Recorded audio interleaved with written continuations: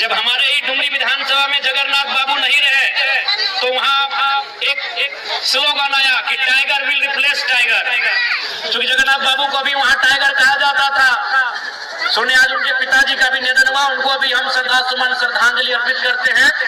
तो वहाँ भी जनता के बीच से एक आवाज आया कि टाइगर विल रिप्लेस टाइगर। तो घाटशिला में भी आवाज आना चाहिए, रामदास विल रिप्लेस रामदास।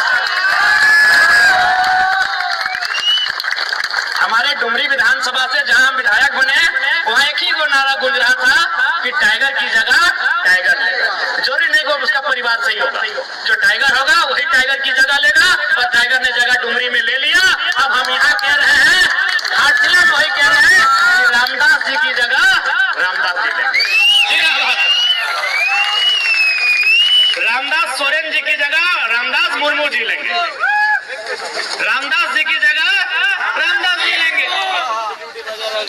ये तो आवश्यक नहीं है कि भाई उनके घर में जो जन्म ले उनका जो खून हो वही उनके जैसा हो, वही उनके जैसा काम करिए, जरूरी है। अगर ऐसा होता तो आज प्रधानमंत्री गांधी का पोता को होना चाहिए था, गांधी जी का पोता को होना चाहिए था, भगत सिंह के रिश्तेदार को होना चाहिए था, सरदार पटेल के रिश्तेदार को होना चाहिए था, नेताजी सुभाष चंद्र बोस के रिश्तेदारों को होना चाहिए था कि नहीं? अब गांधी जी अगर 1942 में आधे कपड़ों का आधा कपड़ा पहन के आंदोलन किए हैं और उनका वंशज अगर आज वो टाइम में आके कहेगा कि हमारे पूर्वज महात्मा गांधी जी उस समय ऐसा किए हैं, वो तो भाई आज का समय अलग है, उस समय अलग थे। गांधी पूरे देश के थे, अपने परिवार के नहीं थे। क्या रामदास बाबू अपने परिवार के थे? नहीं, वो झारखंड के मुख्य माफ कीजिएगा मंत्री थे। रामदास बाबू जब झारखंड के मंत्री थे तो झारखंड का कोई बेटा उनकी जगह लेगा, उनका ही परिवार क्यों लेगा? और हमको आज तक समझ में नहीं आया भाई ये सहानुभूति क्या है, ये सहानुभूति राजनीति में क्यों? आप ही बताइए, क्या अगर कोई किसी डॉक्टर का निधन हो जाए तो क्या डॉक्टर के बेटे को डॉक्टर बनाया जाता है? क्या बनाना उचित भी रहेगा? अगर किसी डॉक्टर का बिना समय से पहले अगर निधन हो जाता है तो क्या डॉक्टर के बेटे को डॉक्टर हम बनाएंगे? क्या टीचर का निधन होने पे टीचर के बेटे को टीचर बनाएंगे? क्या एसपी का बेटा एसपी बनता है? तो ये कौन सा पैटर्न है भाई कि विधायक का बेटा विधायक बने, सांसद का बेटा सांसद बने, मंत्री का बेटा मंत्री बने? आखिर ये कौन सा पैटर्न है? जबकि एक एसपी से महत्वपूर्ण एक एमएलए होता है, एक डॉक्टर से महत्वपूर्ण एक एमएलए होता है, एक टीचर से महत्वपूर्ण एक एमएलए होता है, क्योंकि डॉक्टर टीचर और एसपी का फैसला करने वाला एक एमएलए होता है। वो विधायिका का अंग होता है, वो सरकार का अंग होता है। वो फैसला करेगा कि आपके स्कूल में टीचर कितने होंगे, वो फैसला करेगा कि आपके जो हॉस्पिटल उसमें दवा का दाम क्या होगा, जो फैसला करता है, जो नियम बनाता है, जो इस राज्य को चलाता है। वहाँ सहानुभूति क्यों? हम सहानुभूति रखते हैं जिन्होंने अपने परिवार में किसी को खोया है, हम सहानुभूति रखते हैं। सहानुभूति का मतलब उसके दुख में खड़ा होना, सहानुभूति का मतलब होता है उस परिवार के दुख में खड़ा होना। हम लोग दुख में खड़े हैं, अगर उस परिवार को कुछ घटेगा हम लोग देंगे। विधायक बना देना ये कौन सा सहानुभूति है भाई? जब हम डॉक्टर के निधन पे डॉक्टर के बेटे को रिप्लेस नहीं करते हैं, जब वकील के निधन पर वकील के बेटे को वकील बना के रिप्लेस नहीं करते हैं, तो आखिर देश में ये सहानुभूति कब तक चले? इसलिए जो मंत्री जी नहीं है, हम लोग पुनः श्रद्धांजलि भी देंगे और सहानुभूति रखेंगे परिवार के प्रति।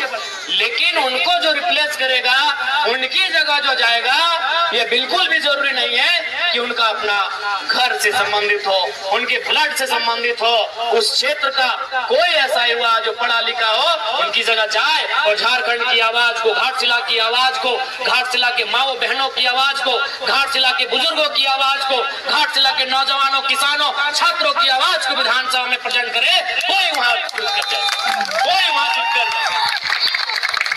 इसलिए इस बार घाटशिला के उपचुनाव में रामदास मुर्मू जी जो हमारी पार्टी के प्रत्याशी हैं, आप सभी से आग्रह है एक मौका दिया जाए, क्योंकि अब पढ़े लिखे नौजवानों की राजनीति में आने की दरकार है।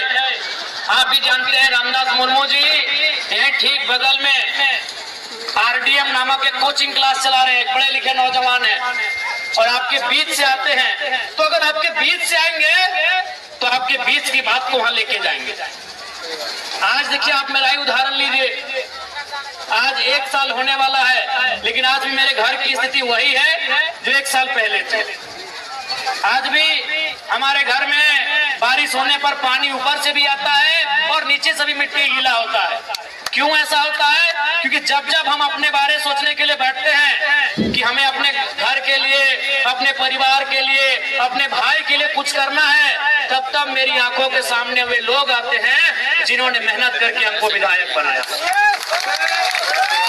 तब मेरी आंखों के सामने वे लोग आते हैं जिन्होंने वह लोकसभा का चुनाव मई जून की गर्मी, घर घर जाकर चंदा लेकर, घर घर जाकर चावल सब्जी मांगकर, उस पैसे से जो अपनी गाड़ियों में तेल भरे हैं, उस पैसे से हमारा प्रचार किए हैं। तो जब जब हम अपने बारे सोचने बैठते हैं, तब तब वो मंजर हमारे आंखों के सामने आता है। क्योंकि हम आपके बीच से आते हैं, इसीलिए हम आपके बीच की बात को सदन तक लेकर जाते हैं। इसलिए आप जनता को यह तय करना होगा उनके बीच का नेता जाए, जो उनके बीच के जैसा हो कर रहे। आज देखिए ना, आप जब भी आप हमसे मिलते हैं, और हमको तो लगता है कि अभी 1 साल होने के बाद भी न जनता ने हमको विधायक माना है, न हम खुद को विधायक मान पाए हैं। आज भी उनसे मिलते हैं तो उनके घर के भाई बच्चे जैसे मिलते हैं। वो भी हमसे मिलते हैं तो अपने हक अधिकार के साथ मिलते हैं, वो हम पे अपना हक दिखाते हैं। वो कभी इस प्रोटोकॉल में नहीं रहते कि हम विधायक जी से मिलने जा रहे हैं। वो अपना हक समझते हैं कि हमारे घर का बच्चा है। अरे कभी कभी तो हम लोग जहाँ जिस घर में सोते हैं, अगर जानते हैं कि थोड़ा सा हम लोग लेट से उठते हैं, तो 2-4 लोग बोतल से खिड़की में भी मार देता है। तो हम बोले नहीं, जनता है, कुछ नहीं बोलना है भाई, उनको हक है। विधायक के घर में जाने से पहले 4 गो गेट का एंट्री होता है, लेकिन हमारे घर में जनता जाती है। कभी हम लोग लेट से उठते देखे हैं, मैंने खिड़की टूटे नहीं तो कभी के बोतल फेंक देता है विधायक जो। तो ये हक हमने जनता को दिया है, और झारखंड की राजनीति में पहली बार ये हुआ है